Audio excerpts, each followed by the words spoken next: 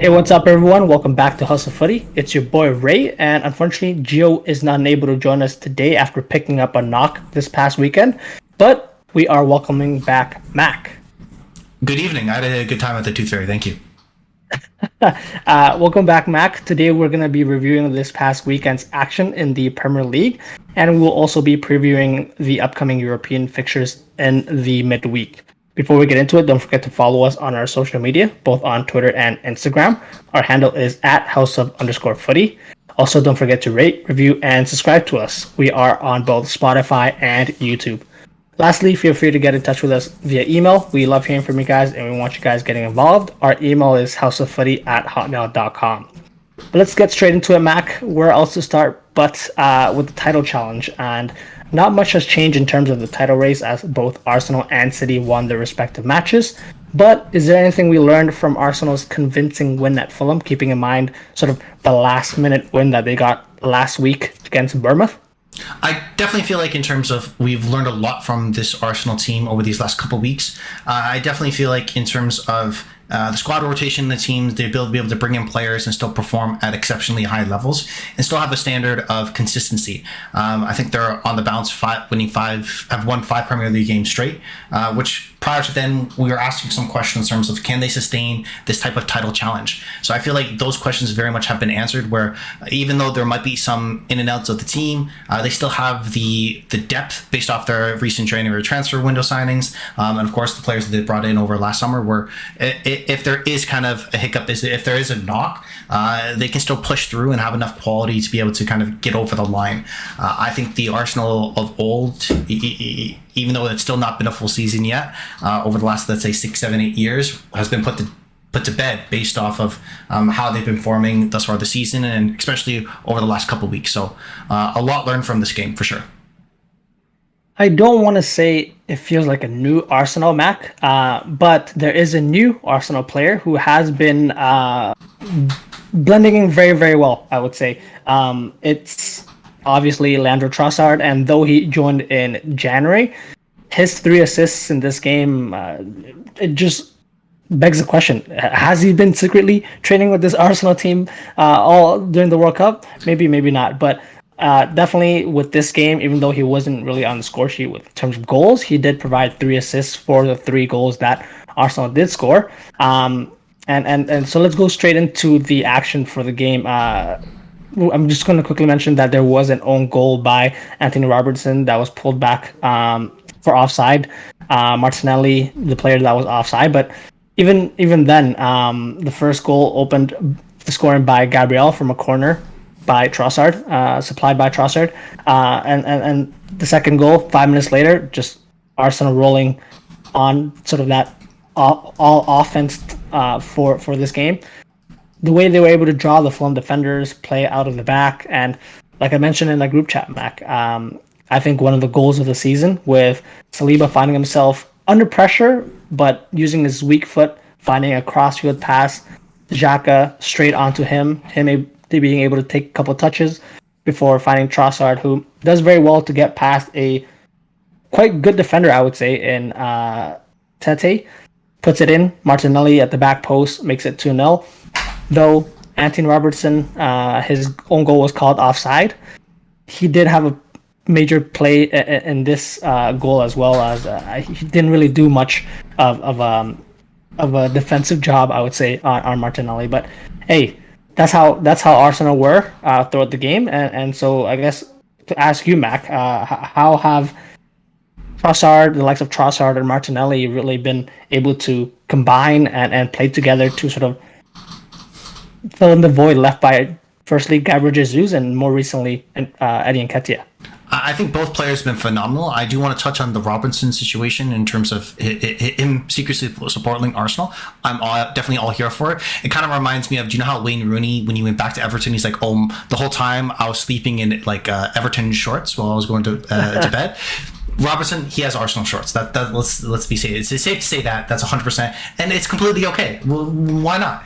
But in regards to Martinelli and Trossard, in terms of how they've adjusted to the changes and coming in to be able to play different types of roles for this team, where I would say more so, especially under Nketiah, where he is the out and out striker. You're not going to see as much of him kind of moving side to side and taking up different positions. But similar to Gabriel Jesus, if Trossard's starting off it kind of as in that striker position, a lot of the times you'll see him rotate positions where, depending on the situation, he'll make different types of movements where maybe he'll drop deep, maybe he'll go out wide, maybe he'll attack through centrally. It's really depending on the situation, because even when this time was Brighton, he played as a striker, he's played as a winger. For Belgium, he's played as kind of a wide back in terms of a back three. So he's been kind of utilized in many different facilities, and he's been successful in all of them. And I think that highlights, I guess, how quickly he's been able to adjust to this Arsenal team, where he understands the system and is able to fit right in. If you look at Martinelli and Trossard's heat map for this last game against Fulham, is near identical, because even though on the lineup sheet you see Trossard sort of a striker, they're both taking up position centrally, up wide on the left, a little bit on the right, and especially hugging that left touch line. Those are the area of this pitch, kind of a nice big L across the pitch that they'll take up. So them being able to do that is very, very important. And Trossard's impact in this individual game, in all actuality, I know we may touch on it later, where he should have had 4 assists for that one going off to Xhaka, for that his controller died and just didn't work out well for him in that moment. And I guess my favorite stat, in regards to Trossard that I picked up when I was looking over this game, is that in 45 minutes, he had 3 assists, which against Fulham, which is more than any other Chelsea player has managed across the entire 2022-23 season so far. So he's had an instant impact in just 45 minutes in this individual game, and since he's come into Arsenal, it's kind of been like a hand in glove, where he knows exactly what he needs to do depending on where he's playing and who he's playing with week in, week out. Yeah, for sure. Like I said, it seems like he's been playing with that team all along, and that play that we're talking about now, just a know-how for, well, credit to Xhaka as well.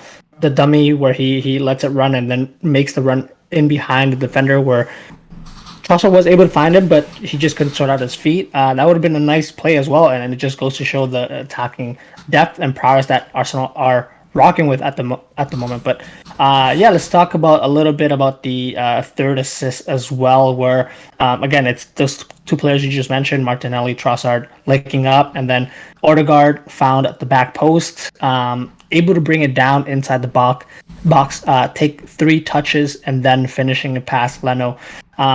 Arsenal were great, but I think on the other side, Mac, I think you'll agree, Fulham weren't the greatest, especially at defending in this game and the first half for sure. Just it didn't look like they were as cohesive, I would say. Paulinho was a big miss in midfield as well. And overall, Fulham had a half chance, I would say, with the Ramsdale mistake, where Pereira could have squared it back, but instead went for goal himself. And then also, I think a header by Issa Diop in the second half, where I think those were the main chances that they had. But yeah, on the flip side, Mac, towards the end of the game, Saka, I think Odegaard, Martinelli, they were able to come off, and Gabriel Jesus, Fabio Vieira were able to come on, get minutes, and it would have been an icing on the cake, but for them to really link up and Gabriel Jesus to put that chance away after coming back from injury. But how vital is it for these guys to come in and not just get minutes, but rotate the front 4 who've been consistent so far this season? I think it's absolutely important, because Arsenal's depth has kind of been to their success, where they're not relying on an individual to kind of bag in goals. So as you're having kind of players coming in for rotation, going into the downstretch of the season, because they're still competing both in the Europa League and the Premier League, where they need to continuously go strong in both competitions, have that extra depth in case of a knock happens like it's been thus far this season, and the ability to kind of rest players. Because I think Saka started every single game thus far in the Premier League, as has, I think, Granit Xhaka, Saliba, Gabriel, Ben White's played in every single match. Xhaka's come off the bench for one, and Martinelli has played in every single match as well, and it's come off the bench for only one game. So they've relied heavily on a key set of players, and having these other players come in to be able to make sure that on certain days that you might get either a player coming in only playing the final 30 minutes, maybe against a weaker team, and towards the end of the season they're going to have a tough schedule. They go to a lot of kind of bigger teams away to play very big matches. So that depth's been important. But it's also, in ways, thus far this season, the reliance on their team has worked out very well for them because they've shared their goals between a lot of different players. They're the first team in the Premier League to have 3 different players reach 10 plus goals, 10 or more goals this season, with Odegaard hitting that mark from this game. Of course, that's Saka, Martinelli, and Odegaard. Ray, want to be able to ask, there's only one other team in the top 5 European leagues that have 3 players with 10 or more goals. Can you guess who it is? I'll give you a hint. It's not Liverpool, because obviously not Liverpool. No Real Madrid. Of course not. Yep. Of course, I can guess it because I did come across this stat this weekend. It is PSG, but hey, that's very impressive altogether. What you just mentioned, and just think about the ages of these players. I don't think any of them are over 24, if I'm not mistaken. Odegaard is 24. Odegaard's 24. That's the oldest. Martinelli's 21, and Saka's 21 as well. Yeah. So hey, if obviously the hope past the season is they can continue this run of form, and we'll see how they go. But on a more immediate turnaround, Arsenal are facing Sporting Lisbon at home this Thursday. Mac, the first leg was ended up tied 2-2. Arsenal, I don't think were at their best for that game, but with them being able to rotate the squad in the second half of this game, they're going to be ready at home, especially to take on the Sporting Lisbon team. I think they should definitely be favorites. How do you see that game playing out? I think, to be honest, I think it's not going to be an easy game for them because I think they are going to bring in squad heavy rotation. I wouldn't be surprised if Jesus starts the game, if you see Fabio Vieira start the game. I think those players definitely will be able to get minutes, and the likes of Kieran Tierney, Kivor, he came out and started in the game against Sporting Lisbon through the last matchup. I would not be surprised if players like that are going to get more minutes in that game. I think the difference would be, of course, they're playing at home. They're much more comfortable there. They won't have to worry about the travel. Going, of course, to Portugal, so they might be a little bit more rested and more prepared to come into that game and feel more comfortable dominating, because they were very good in some sections of that first leg, but they weren't consistent through long enough stretches in the game to make sure that they can dominate a game as they're trying to do week in, week out. So I think that's more so kind of going to turn in their favor, but we're going to get similar names. I think the only time you'll see probably players of Odegaard, of maybe Martinelli or Saka, at least having all 3 of them on at the same time, would only happen if it's either tied or they're losing, let's say, within the final 30 minutes, as they've generally regularly done, because Arteta's had really when he's bringing on certain players for kind of rest reasons, it's been really much a 60-30 minute spike where they're going to play the kind of the reserve players for that 60 minutes and have kind of the starters come in theoretically for the last 30 minutes to be able to close out a result if need be, because he's done that in the Europa League so far. So I wouldn't be surprised if you have a similar performance like that, and they should come into a full spirits because they've performed, even though they did tie against Sporting Lisbon in the Premier League, they've been on fire, and there's no reason why they can't carry over. Exactly. So we'll definitely watch that game and give you guys our review. But let's move on to the other team that's also in this title race, Mac. Man City were 1-0 winners away at Crystal Palace. Very scrappy, but eventually the know-how and I guess in part, thankfully for City, some unlucky defending helped them get that win over Crystal Palace. The question I had for Gio was, is this a result of champions where they just get the win no matter how, or are there some concerns about the City team? In the game, there were chances that fell to City. Rodri had a chance, and then right after his chance, it was sort of like a goal line scramble. Grealish had a chance himself, cutting in and shooting, and then even Holland had a chance where Ake squared it to him, and he misses the net. So there are, I would say, some concerns about, and it's actually baffling to question it, City's ability to win convincingly at this point. But hey, they were able to get the win, and one thing that we saw in this game, Mac, it's sort of a different back four where you can pretty much argue the back four was made of all center backs by trade. Nathan Ake and Stones as wide back, and the width really came from Grealish and Foden. And you mentioned this before, Mac. An area that City could be lacking in is depth for that position. So, question for you is this the weakest point in the City team this year, or am I looking too much into this? No, it's definitely 100% the weakest point. I think it's I don't know if this was Jose Mourinho and he's coaching this team and he lays out that back four. He's basically taking a message to the ownership is like, hey, give me money to actually get real wide backs here. Come on. So would I put that past Pep to do that? No. Do I think that's what's going on here? Also no, because I don't think he necessarily trusts, let's say, the health right now of the Kyle Walker, Rico Lewis. He's still young, so you don't want to kind of give him too many minutes, even though he has played well in stretches when he has come on. But he hasn't experienced kind of the dog days of a Premier League season going into a title chase, so may not want to be overly reliant on him individually.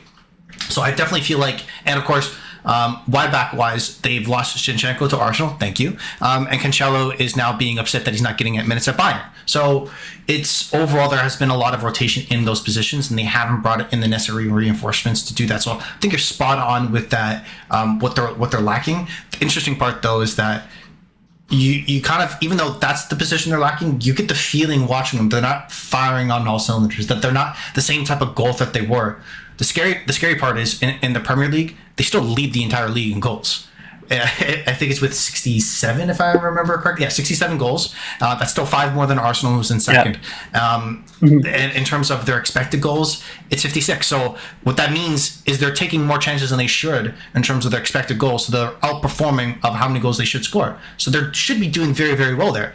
But you get the feeling that on their day they can be stopped, and that's the interesting part.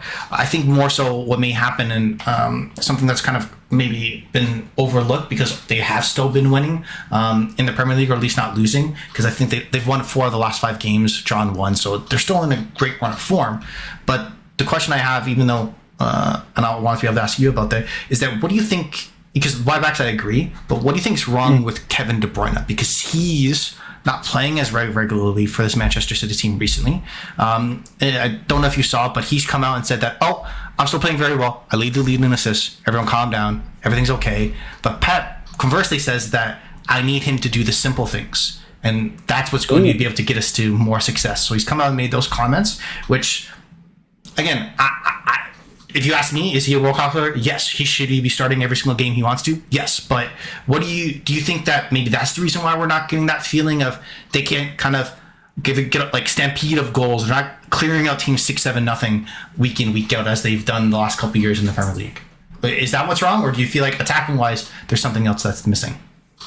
It's that rule sort of where Pep and Klopp never really just start their signings full on every game, with obviously the exception of Erling Haaland, because they want to get them embedded in. Grealish even last season not really playing a whole lot of minutes, and so that being said, new players coming in and sort of getting used to playing with each other. The World Cup as well, I think, sort of taking a toll physically on these players, and them really rotating the squad. You mentioned it as well, Mac, with sort of Arteta rotating his team.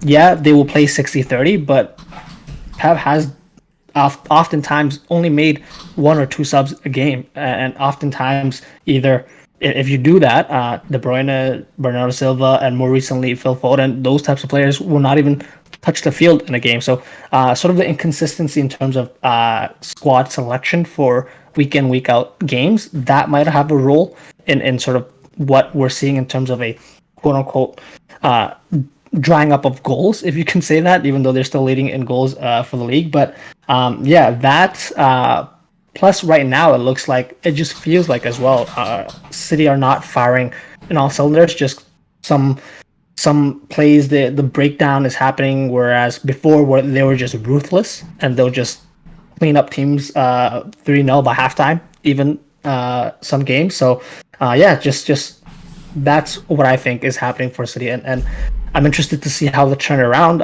They did manage to eventually turn around with Crystal Palace. I kind of want to say gifting them a penalty. Elise with some unfortunate, unlucky defending.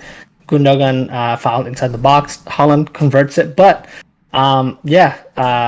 City, I don't think have been as fluid as they've wanted to be this part at this time of the season, I would say.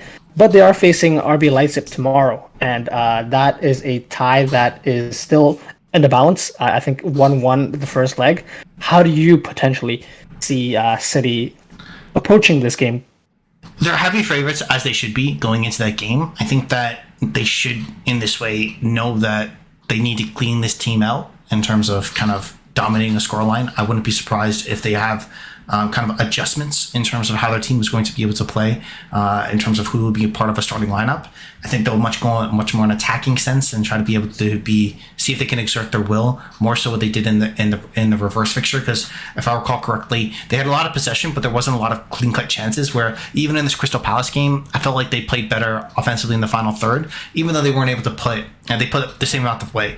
So I think that more so was going to happen in this game for Man City. And this, of course, as we talked about consistently, is that this is the competition that they're zeroing in more than any others. So if they have the opportunity, they are going to put all their eggs in this basket and try to clean the team out like RB's Lights Big to be able to make sure that they can move on to the next round.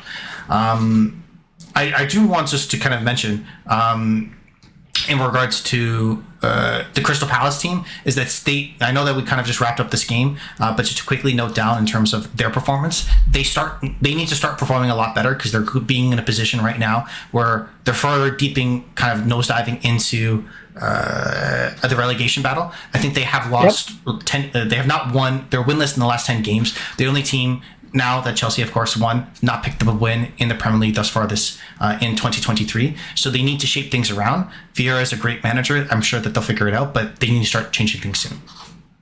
Yeah, definitely. Something to keep an eye out for them moving forward, especially as that sort of relegation battle heats up. And we'll definitely keep an eye on that. But yeah, let's take a quick break here, Mac, and then we'll be back with some of our Premier League fixtures to talk about. So stay with us, guys. Welcome back to House of Footy, guys. We are just going to continue with the weekend's Premier League action. Next game we're going to talk about is Chelsea 3, Leicester 1.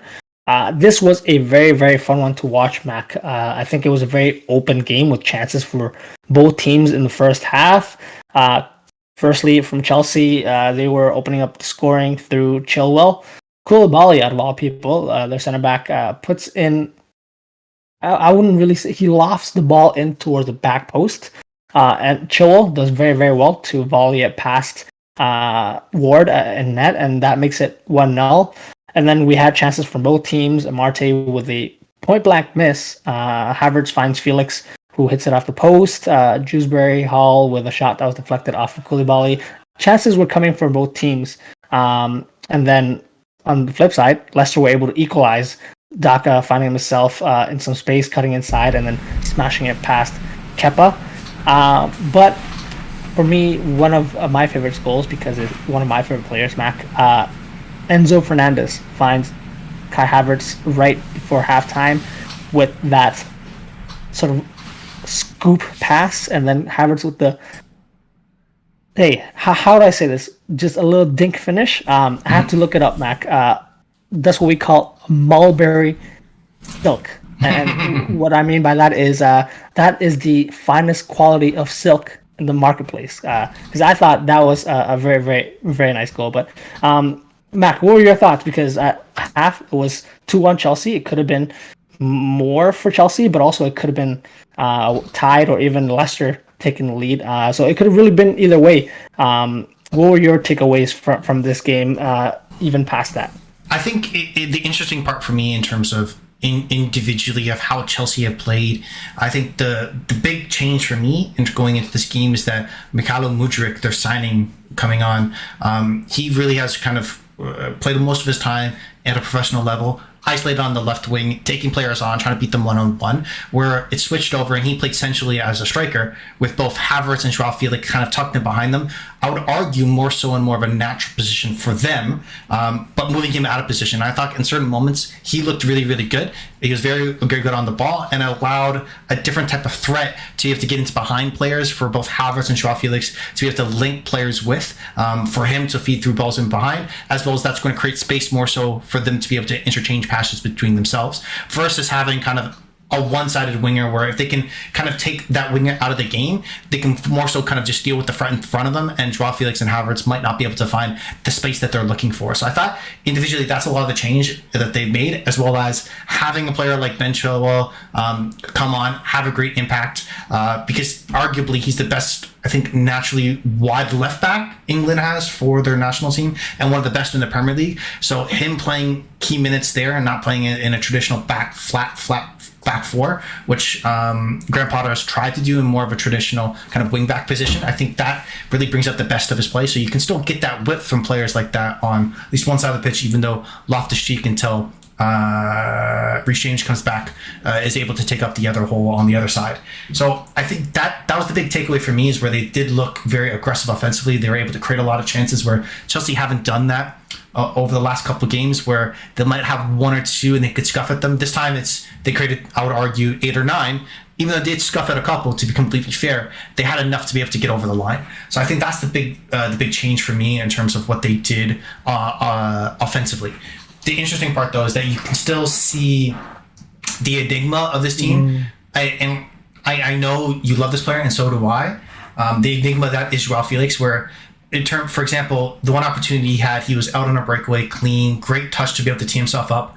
Weak foot chip, that would be on every highlight reel, hits off the post, but then is the same player that tries to dribble in his own third and loses the ball, and passing Daka at that point gets to go back for Leicester. So you still have those flaws in this Chelsea team where they have to still work out a lot of kinks, but it's nice to see them play a little bit more free flow. Nice to see them play a little bit more aggressive and front foot to put pressure on the other team and try to create a lot of opportunities. I think that is their best opportunity, is that to be able to make sure that they're getting on the score sheet, is to be a little bit more free flow and switch to a formation like this where it's probably going to bring out best of some of their players.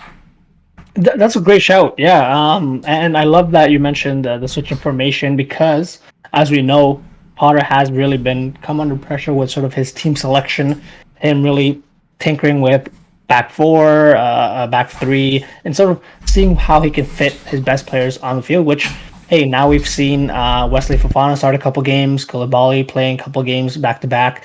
The midfield two of Kovacic and Enzo Fernandez. I know we have a Chelsea friend who really likes that pairing and hopes that continues, if they even can add Conte in that midfield. So, the spine is there. Hopefully they can work around that and start picking up results, because now they are up to 10th, 10th on 37 points, which, I mean, obviously it doesn't sound great, but it is I think a turn in form, because they now have 2 back-to-back Premier League wins, and this is a platform to push off of moving forward. But on the flip side, Mac, Leicester 16th on 24 points, tied with Bournemouth, who are 18th. 4 losses in a row in the Premier League. This might be another sort of them really coming back into the relegation battle when we thought they were sort of out and away from it. I guess, what are your thoughts on sort of how they've been performing so far?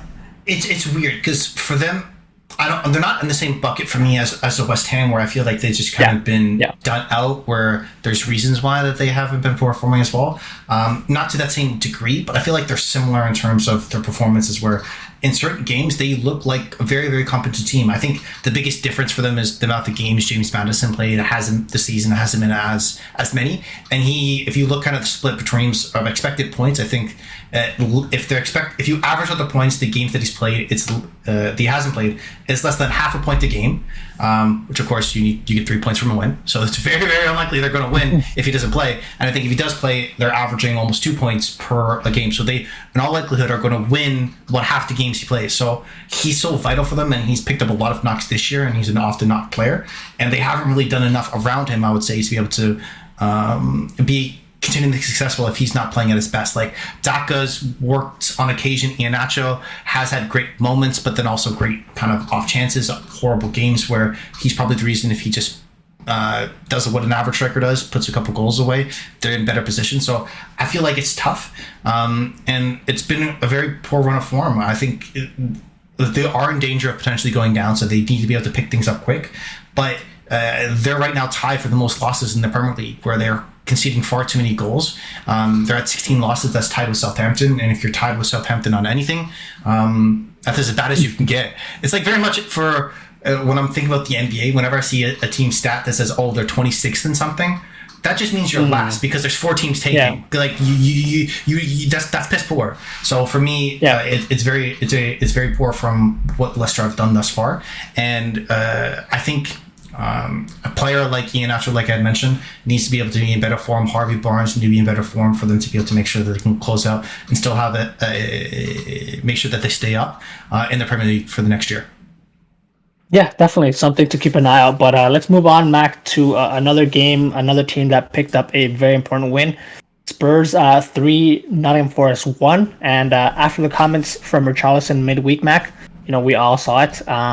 Him sort of not happy with his Champions League involvement. He balled out. He was involved in winning the penalty for the second goal and setting up Son for the third goal. But even before that, he gets played over the top, gets played the ball over the top, 3 minutes in, finishes, and celebrates the goal in controversial way, trying to shush people. I'm not sure what that was all about. But hey, overall, is this, Mac, what we expected from Spurs following their disappointing exit in the Champions League, this type of performance? In a way, yes, Spurs, because now they know this is kind of their shot. They need to be able to make sure that they make the top 4, because if they don't, let's say if they were to drop out of Champions League's position, I think that there is going to be a max exodus potentially from their team, where there's a lot of rumors linking Kane to Manchester United. There's a lot of other players potentially being eyed at by other big clubs, and especially with the stadium, they might not have as much financial backing to go out and try to recoup any of the losses if they don't continue to perform well and stay in the Champions League. So I think this is something that's been stressed to the players. Conte is obviously in a position where his contract's going to run out at the end of the season. If he comes back, well, who knows? But I don't think it's a time where he can wash his hands of it and walk away, because his stink is on a lot of this team, where a lot of these players he's had an impact bringing in, and like Richarlison, and he still hasn't scored in the Premier League thus far this year. And I think he's gotten more yellow cards from celebrating goals that were disallowed too, when he took off his shirt when he scored. He thought he scored the first one, so it hasn't worked great. Him fitting into this team. I think he had a decent game though, but you need players like Kane and Son to perform well if this team has a shot of remaining in the top 4, and I think that'll be the biggest thing for them. I think it's more so their struggle has been that they've been playing to the level of the competition in a lot of these games, right. And it's nice to see that separated when you're playing a team like Nottingham Forest. I was kind of expecting going in where Spurs wouldn't perform that well, where like I said, they will play to the level of competition. But for me, there was a clear difference in terms of quality in the final third, and that really showed out in this game. I don't know if you want to save the Andre Ayew penalty till later, but again, there's a different level of quality for both these teams, and I think that's a prime example of it. And Spurs really showed it. Yeah, I mean, let's get I just want to mention, obviously, Kane getting 2 goals. His first one through a header, assist by new signing Pedro Porro. Quickly wanted to touch on this. I know Keylor Navas is not the tallest goalie, but for that goal and him really at full stretch, he had no chance to get to that. And so, you're a goalie. You're in the position. Height obviously plays a difference. It's just, I know he's not, and I know his quality. Keylor Navas is a decent goalie on his day, especially given his age, but it just looked quite sad as a short person myself, seeing him full stretch, not being able to get anywhere near that one. But let's go straight into it, Mac. Actually, before that, Nottingham Forest were able to pull a goal back in the 81st minute through a corner. And even though we thought the game was really sealed, they get a penalty kick awarded in added time, where Andre Ayew steps up and gets his penalty saved. I'm not sure if you have any comments on that, but in this day and age, having Andre Ayew coming on and taking a penalty and I would say decisive Premier League game, never thought I would see this in 2023. What were your thoughts? So Okay, so Andre Ayew, again, I think if we were to make an all-team starting 11 of who has photos for somebody of why he still has a job, him and his brother are definitely two of the main candidates. So I think that makes sense, and I can now understand the logic of why that happened. But I would have trusted John Joe Shelby to take that penalty more so than Andre Ayew, to be completely honest. I trust that man. I don't know why. It's maybe it's the Liverpool love that you used to have for him carries over to me. Maybe, who knows? But this team, it's such, to use the word that you kind of used earlier, they're an enigma in terms of how they try to approach the season, this Premier League season, with all of the kind of the chops, the changes, trying to be able to fit things together and just try to make it up as go. It seems like it's a juggler, and you're just trying to toss more and more things on them and see if they can still continue to juggle. And for me, it seems like they're just going to drop all the balls around them, and I wouldn't be surprised if they're dropped further down the table as weeks go on, because I'm very skeptical in terms of this team. In terms of Navas, touch on that. I don't understand who told him that it was a good idea to go to the Premier League. That was a mistake from the front. This is not the league that you want to go into. It's not great in terms of, again, his physicality. He's still a great shot stopper on this day. But again, it would have been better for him to be back of the Donnarumma, just stay at PSG in all likelihood. I do want to touch on, though, and I want to give full credit to Fraser Forster, who's been playing keeper for Tottenham Hotspurs with Hugo Lloris out, and he's looked outstanding. I don't know if he should. In my personal opinion, I think argue would say is that he's probably better than Hugo Lloris in a lot of aspects, and at the very least, he, in terms of the decision making with the ball, he's no less suspect and probably less suspect than Hugo Lloris on certain occasions, and he's a big keeper. So he's done very, very well. If saving that penalty, yes, and there was a couple other chances that Forrest did create that he was able to kind of scrounge up and deal with. I understand he did flap at that corner kick, but if that's Hugo Lloris, it's just a shorter person flapping at the same corner kick. Let's be real here. So That's fair. Overall, I do take a lot of positives in terms of how Tottenham were able to get out and kind of be on the front foot. We've generally had to see a lot of the times where we have to wait to see if they can finally break down the team, and to be able to get in an early goal was great for them. But they still have their questions, as well as Forest. I think I have very serious questions, and even though we just talked about Leicester, I'm more worried about Forest than I am Leicester. That's fair. We'll definitely see. Because it looks like down there's a party, and all the teams around it are trying to get in and be part of the party. So we'll see how that goes. And now, like you mentioned, Spurs picking up that win. They're still in fourth, 48 points. And even though they have 2 games ahead of Newcastle, they are still in fourth. So let's go straight into Newcastle.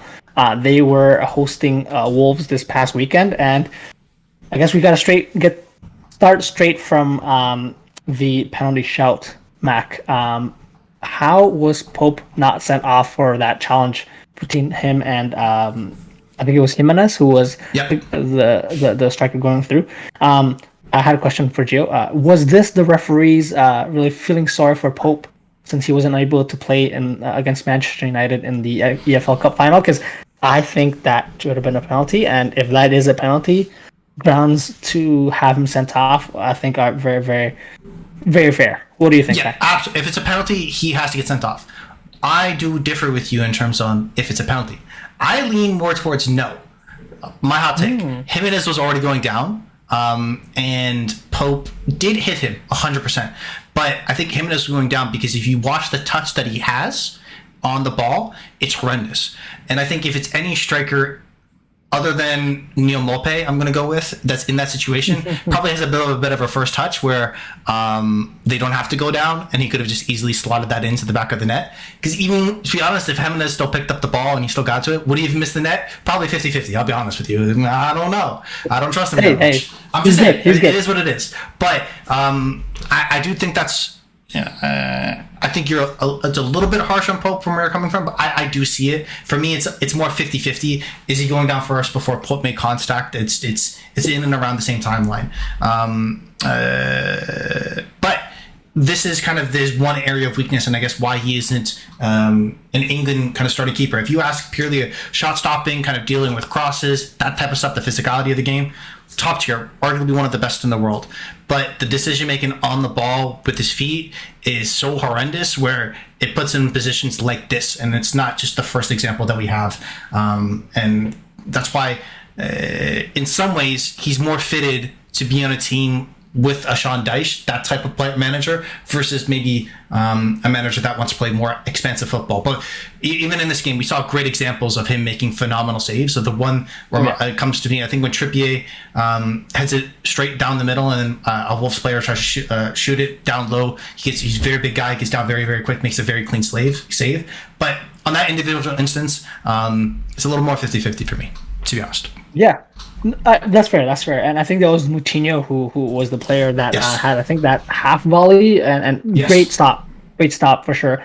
But again, Newcastle were winners in this game, and obviously, if there's a dead ball situation, Trippier is going to be on that ball and try to get try to influence the play, and influence is what he had on that play in 26 minutes in, where his ball in converted by Alexander Isak. It looked like a free header, but again, if you give him a dead ball situation, he's gonna definitely try to affect it in a positive way. An exchange of chances as well, and throughout the first half and second half for both teams, so it could have really gone either way. But Wolves were able to pull one back through Chan, who, again, Trippier, and for that one, unlucky for him, he slips as he's about to clear it. Ball falls to Chan, and they're able to tie it up. And at this point, Newcastle really not able to score so freely in this sort of latest part of the season.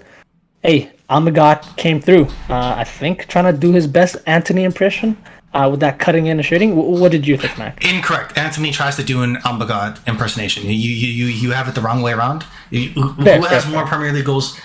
Not just in the career, but the season. It's the Almagad. So no, 100%. Anthony grows up and wants to be Almagad. This is how it is. His impact, because he did not start in this game, because there has been a kind of a drying of form in terms of the goals that he scored, and you need that type of shift where Saint Maximin starts, you get Murphy on the other wing starting in behind essentially with Isak down the middle, who was inspiring. I thought he was probably a standout player for me, especially early on in the game, where in terms of the presses that he had in the ball was phenomenal, what he was doing with the ball and decision making. And of course, his header is really kind of the key part that they've been missing, where Callum Wilson has had his chances and scuffed a lot of them over the last couple of weeks, where Isak comes in, has that one big chance to be able to put it away, give them the lead, and even though Almiron does come on to be able to kind of show up 3 points after Wolves ended up tying up, his impact I thought was phenomenal. And I think the fact that Eddie Howe was able to rotate a squad to be able to put that pressure on those players, where if you're not going to score, you're not going to be able to start. You're not giving us the goods, you're not going to be able to start. And it gives players like Murphy, like I said, who did well in his short minutes, and Saint Maximin, who even though he wasn't on the score sheet, seemed like more of a constant threat than he's been over the last couple of weeks. So it's great to see that from this Newcastle squad that has been kind of slipping in the Premier League over the last couple of games. Yeah, I like how you pointed out Alexander Isak, but I think another player from Newcastle, just to wrap it up, that stands out for me is Bruno Guimaraes. For me, still, yeah, you can make the argument the best Newcastle player at the team so far. He'll give you consistency. He's always involved in anything. I think definitely going forward, but even defensively, he's ever present in that midfield, and I think that's what Newcastle will be trying to build around, especially with him. You know, there's talks of them trying to tie him down with a new contract, and so definitely a situation to watch to see. You know, if Newcastle can, now after picking up their first win after being winless in 5, can they get into that top 4? And if they do, Mac, there's going to be a major overhaul, I think, and a lot of help in the attacking positions, but also around Bruno Guimaraes to see how they can make a push into Europe and further from that. So at this point, Mac, let's take one last break, and then we'll be back just wrapping up the games from the Premier League. So stay with us.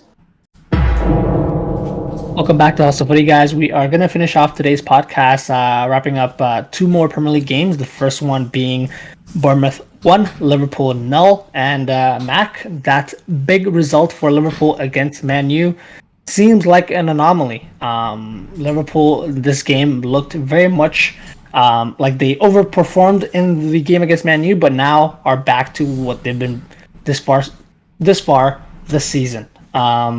Really going forward against a low block team, running out of ideas, and having half chances here and there, and then if you put some pressure and some attack at them with some speed, very weak at the back and suspect in situations where man marking is really the most important part of defense. But yeah, apart from I think Virgil van Dijk having a header cleared off the line in the first half, and I think maybe the offside goal by Cody Gakpo, not a lot of chances for Liverpool. But on the flip side, Gio and I were talking about sort of Bournemouth, the way they can go at teams kind of fearlessly at this point. With the ball over the top to Atara 28 minutes in, he scores it and finds Billing, who great run and finishes that chance. Great job for Bournemouth, but Mac, even though Liverpool had chances, they were unable to score. Do you think this scoring is down to sort of hot and cold streaks from Liverpool's forwards, or is there something else that's happening that might not be just the forwards, but maybe midfielders included, that's not gone right for Liverpool this season? So I think overall, a lot of things haven't gone right for Liverpool in terms of any of those kind of half chances, those breaks that sort of may come to more of a successful team. It really hasn't kind of gone for them.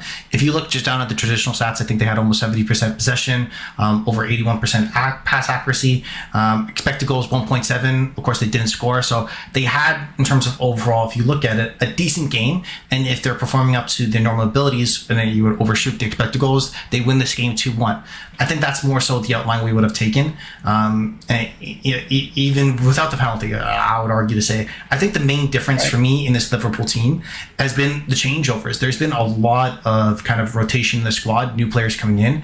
Gakpo, of course, just coming recently in January. Nunes coming in the transfer in the summer window, and hasn't played much time with other key Liverpool players such as Jota. So when he came in, he looked like he was more of a threat, but it felt like a lot of the times where, in my opinion, it wasn't as natural of a seamless of a connection, where in that final third, you just instinctively know kind of what the other players around you are going to kind of do. Where at times over the previous years with Liverpool, that Firmino, Mane, Salah, it was kind of like the back of the hand. Yes, on occasion, Mane would want to fight Salah for not passing the ball. I get that. That's normal.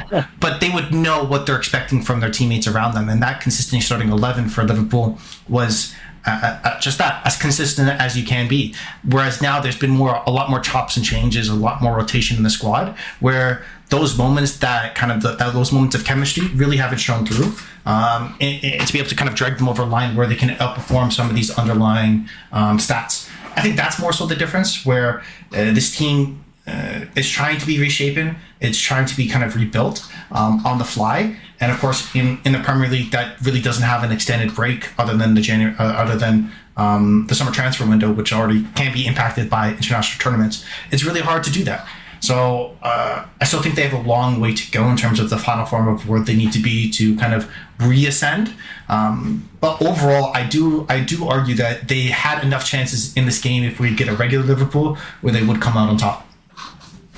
Yeah, and again, you pointed out Salah with the penalty miss, a big downer for Liverpool in terms of even just getting a point. But credit to Bournemouth, they did defend quite well and did get that win. So credit to them. And just to go up and just to wrap up this part, just to show you the way Liverpool season's gone over the two legs, if you consider their home and away fixtures.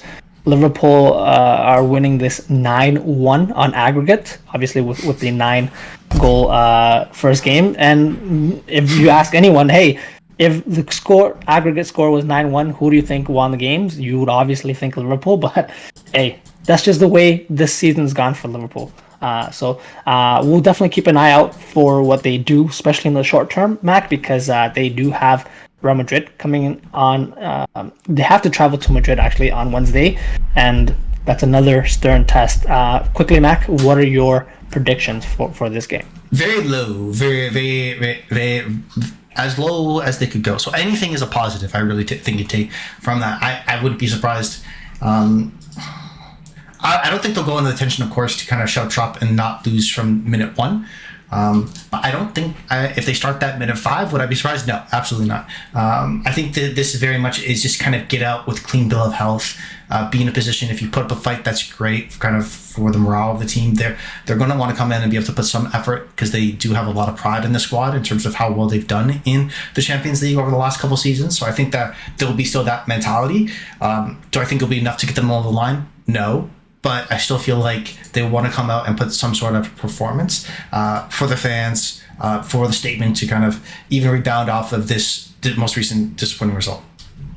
Yeah, and especially as well, now that there's a little bit of competition and the team is not winning games, make a shout for yourself. See and show the coach, hey, I'm the one that's going to command this area of the pitch and I deserve to start. So that's something as well that I'm looking forward to, not the result, though. I don't think Liverpool will have much of a chance. But let's move on now, Mac, to Manchester United. They were in action against Southampton. And just to talk about a little bit about sort of that Man U lineup, it looked like to me, Mac, I think on paper, it looked like a 4-1-4-1. And hey, Man U, I guess Ten Hag was very confident going into this game off the back of a positive result midweek. He wanted to go with Casemiro as the lone holding midfielder and having Anthony, Jadon Sancho, Bruno Fernandes, Marcus Rashford in front of Casemiro with Weghorst at the top. And Mac, you pointed out this game. The formation change really meant that Bruno was dropped into a more linking role. But did that seem a little bit off to you? What did you think? Absolutely. That is not the type of player I feel like he is in terms of when he's going to be most successful. I think he does have capabilities in terms of maybe hitting a long pass, kind of trying to find a split pass, and trying to be able to break the lines. But I don't feel like against, as we can tell, and based off this performance, any Premier League team, he has the goods on the other side of the ball to do enough to be able to help out his team. On that sense, he very much is kind of a traditional 4-2-3-1. He's the 10. You need 2 players to really cover his ass. That's the tough part there. And of course, going into this game, I'm not blaming Bruno, of course, for what happened with Casemiro being able to get that red card. But if you had more protection there, maybe he doesn't have to feel like he needs to go in to be able to make that challenge. Maybe we have a Fred or Scott McTominay already back there trying to cover up space where that challenge doesn't need to be made. I think that, for me, makes much more sense. I don't know if this is kind of a hint at where Ten Hag, this is now the next evolution of this Manchester United team, where this 4-1-4-1 formation is how eventually I want to play, to be able to bring more of an attacking prowess where we don't have to rely so much on counter-attacking football, where maybe this is a different way to potentially break down teams. I think he doesn't have the players to be able to do that, and this game really highlights it. I think even going into this game, Paul Scholes was talking about on Thursday after the Europa League is that Casemiro shouldn't be playing in the next game. He needs a rest. And if anything, that tackle to get to his red card, I know you haven't kind of brought that up, so I'm curious to see what you think about that. That's a tired tackle as well. So I don't know if this was managerial-wise the right time to try to make this change, even though you are facing Southampton, which arguably has been the worst team thus far in the Premier League this season. Of course, they are last, so that's very accurate. Yeah, I mean, getting straight into it, I think that's a clear red card. Regardless of any contact on the ball, his leg is fully extended straight, plate showing, goes through Alcaraz, the Southampton player, and yeah, red card all day long, and that's now his second red card after joining Manchester United, which is hilarious because apparently in his 5 years at Real Madrid, he never picked up a straight red card, being the player that he is. So that's an interesting stat. But again, more back into this game, I don't think really. Obviously, after Casemiro was sent off, it would be. Man U would obviously struggle in terms of numerical advantages, in terms of specific areas where they're trying to hit Southampton. So, yeah, I think at the end of this game, with Walcott having 2 very, very good chances, Man U would be happy with a point at home, considering the red card. I think if they had the starting 11, it would have been a disappointing point, but given everything that happened in the game and the chances that they conceded, I think it was a decent point. What did you think, man? I think it was a decent point. Of course, given the situation, if you're down to a man and you still pick up a point, I think that's always going to be looked at as a positive in some aspects. I feel like they had enough chances though. Both teams, it was the strange 0-0 result where there were still a lot of exciting opportunities. I think both teams hit the post. Southampton, I think, did twice, in fact. The interesting part and the more concerning part is that Casemiro has been vital for this Manchester United team, and now he, with this being his second red card and this being a straight red as well, he misses 4 games. And that's a key. He's going to miss a key matchup against Newcastle in the next Premier League game that they have. No, it's a little bit while after the international break, in fact. So there's still a lot of time till then. But that's a key matchup for them. If they were to drop the 3 points there to Newcastle, theoretically, now they're backing right in the talks of potentially not making the top 4. So him in this next run of games missing it is absolutely vital for them. So in this individual game, okay, great. At least they still got a point, but it does put them in a position where I feel like they are potentially a little bit more vulnerable going forward. Yeah, definitely. That's something interesting to watch in the long term. But just to wrap up this podcast, in the immediate term, they do have Real Betis on Thursday at, I believe, away, actually. I think it's pretty much in the bag, but quickly, Mac, to wrap it up, what do you think are Real Betis' chances to make a comeback for their Thursday fixture?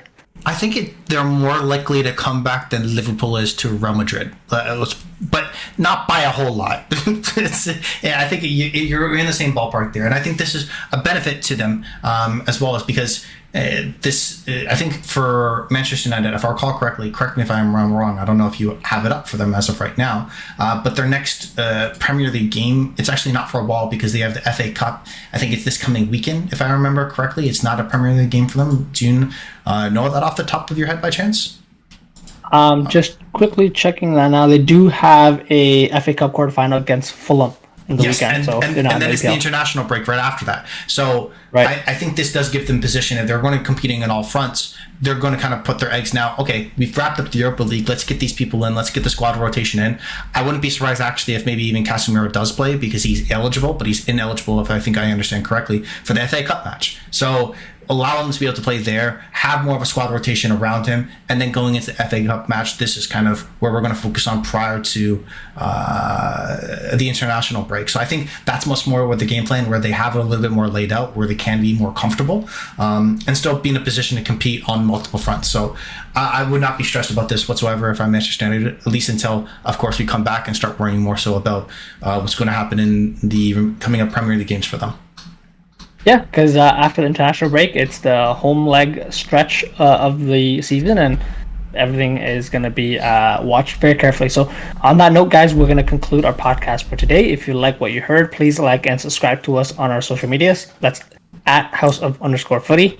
If you have any comments, suggestions, or general banter, feel free to get in touch with us via email, houseoffooty@hotmail.com is where you find us. The next time you hear from us will be Friday when we review the midweek European games, and we also preview the upcoming weekend's games. On that note, thank you, Mac. Thank you. Peace out. And thank you guys for listening.